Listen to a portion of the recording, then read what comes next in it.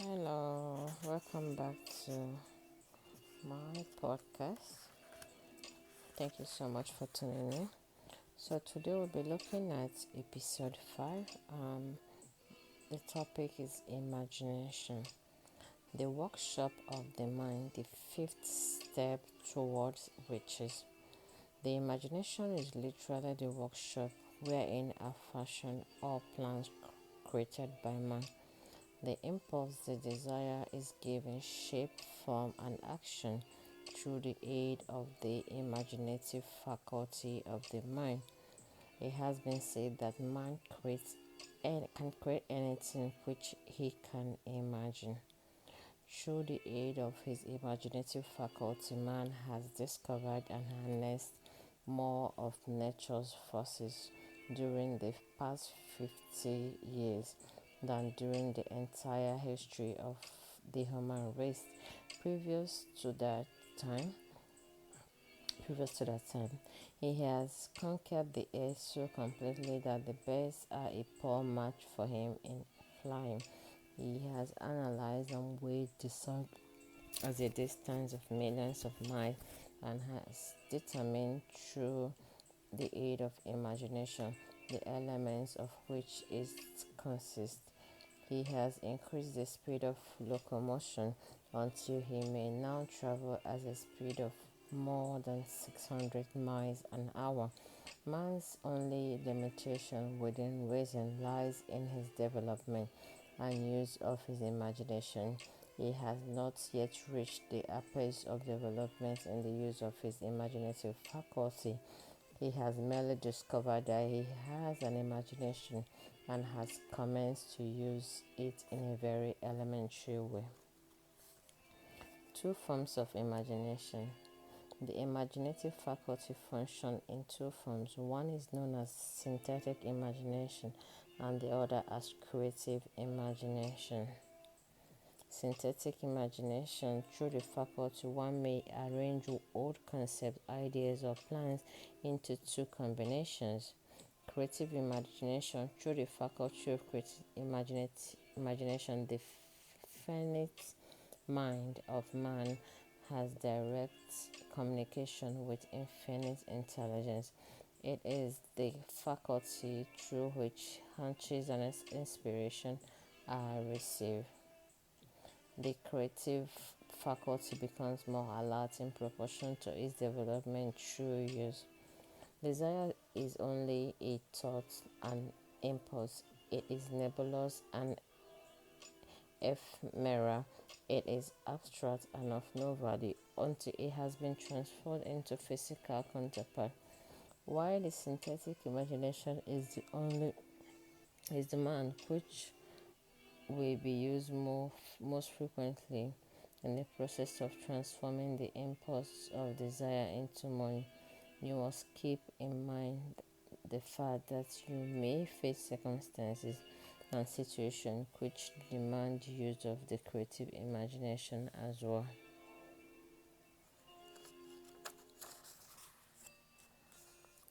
The laws that lead to fortune.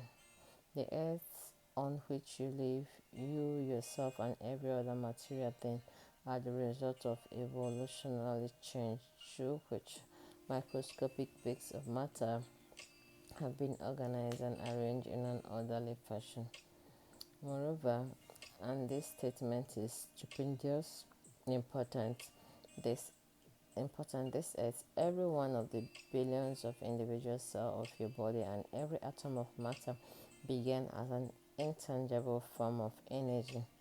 Desire is thought impulse. Thought impulses are form of energy. When you begin with this thought impulse, desire to accumulate money, you are drafting into your service the same stuff that the nature used in creating this earth and every material form in the universe, including the body and brain in which the thought impulses function. The principles which follow we only we open the way for understanding of imagination Assimilate that which you understand as you read this philosophy for the first time.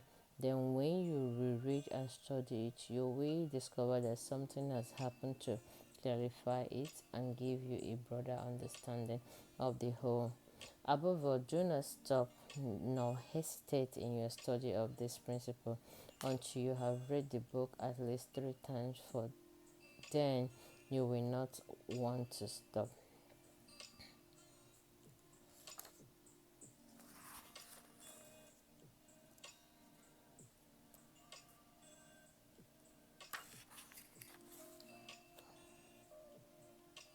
What would I do if I had $1 million? This story proves the truth of the old saying, where there is a will, there is a way. It was told to me by the beloved educator and clergyman, the late Frank W. Gonzalez, who began his preaching career in the Stockyards region of Chicago. While Dr. Gonzalez was going through college, he observed many defects in our educational system, defects which he believed he could correct if he were the head of a college. He made up his mind to organize a new college in which he could carry out his ideas without being handicapped by orthodox method of education. He needed $1 million to put the project across. Where was he to lay his hand on a large sum of money? That was the question that absorbed most of these ambitious young preachers thought, but he couldn't seem to make any progress. Every night he took that thought to bed with him. He got up with it in the morning. He took it with him everywhere he went. He turned it over and over in his mind until it became a consuming obsession with him. Being a philosopher as well as a preacher, Dr. Gonzalez recognized, as do all who succeed in life, the definiteness of purpose is the starting point from which one must begin. He recognized too that definiteness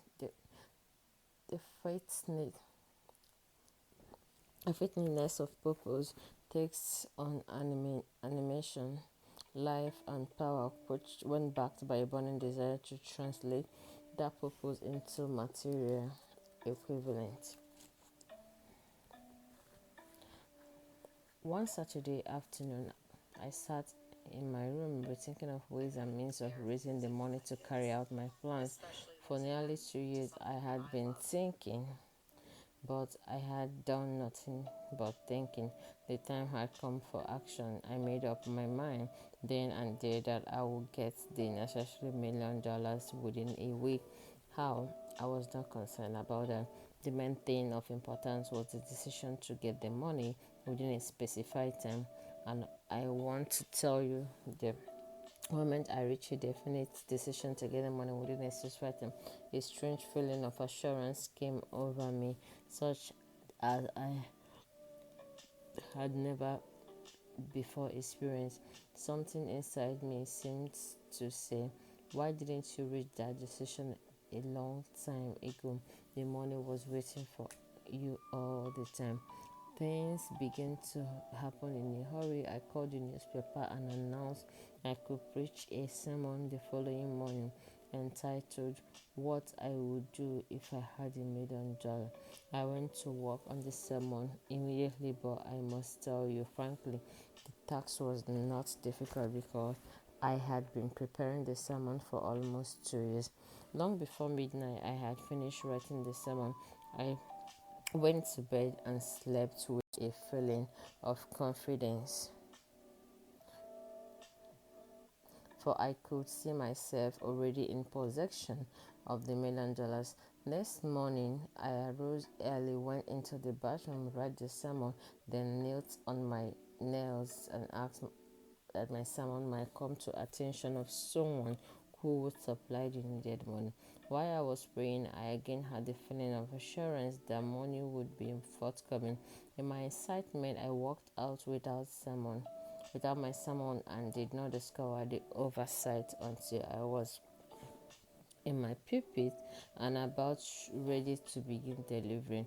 It was too late to go back for my notes, and what blessing that I could go back. Instead, my own subconscious mind yielded the material I needed when I arose to begin my sermon.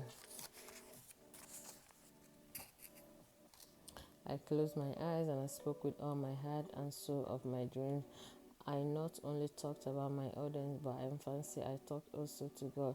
I told you what I would do with $1,000,000 if that amount were placed in my hands. I described the plans I had in mind for organizing a great educational institution where young people will learn to do practical things and at the same time develop their mind. When I had finished and sat down, a man slowly arose from his seat above 3 rows from the rear and made his way to the pulpit. I wondered what he was going to do. He came to the pulpit, extended his hand and said, "Reverend, I like your sermon. I believe you can do anything you said you would do if you had $1,000,000. To prove that I believe in you and your sermon, if you will come to my office tomorrow morning, I will give you the $1,000,000. My name is Philip D. Amo." Young Gonzalez went to Mr. Amon's office and the $1,000,000 was presented to him. With the money, he funded the Amon Institute of Technology, now known as Illinois Institute of Technology.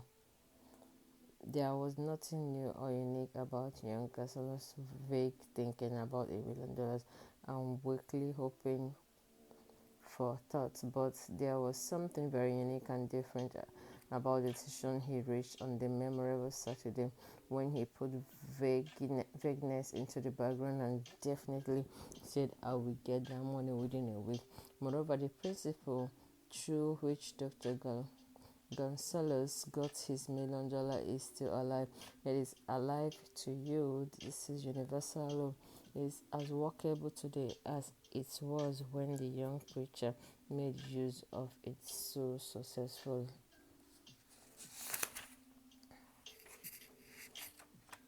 How to transmute ideas into cash. Observe that Asek Kendler and Dr. Frank Gonzalez had one characteristics in common.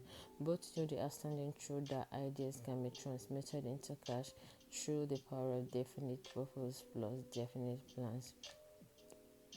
A publisher of low-price book made a discovery that should be worth much to publishers generally.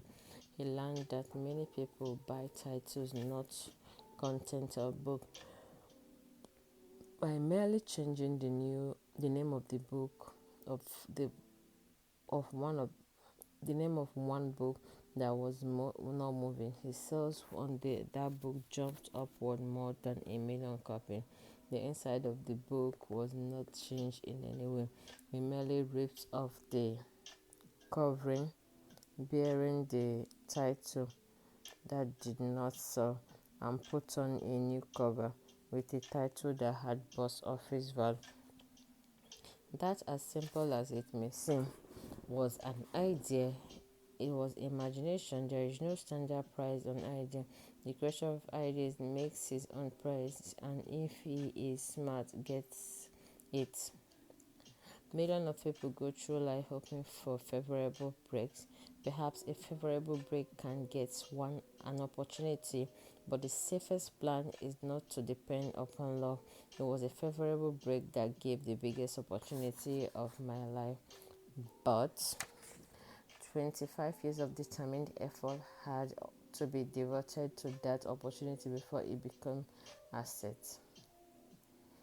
The favorable break came through Carnegie, but what about the determination, definiteness of purpose, and the desire to attain the goal, and the persistent effort of 25 years? It was no ordinary desire that survived disappointment, discouragement, temporary defeat, criticism, and the constant reminding of waste of time. It was a burning desire, an obsession. When the idea was first planned in my mind, Mr. Carnegie, it was coerced, nursed, and enticed to remain alive. Gradually, the idea became a giant under its own power, and it's coerced, nursed, and drove. Ideas are like that. First, you give life and action guidance to ideas, then they take on power of their own and sweep aside as opposition. Ideas are intangible forces, but they have more power than the physical brain that gives birth to them. They have the power to live on after the brain that creates them has returned to dust. And that brings us to the end of this episode. I want to say a very big thank you to you for sticking around and tuning in today. I will see you on our next episode. Please do not forget to share and like. If you have learned one or two things, don't forget to share this so that others will listen as well and be inspired. Bye.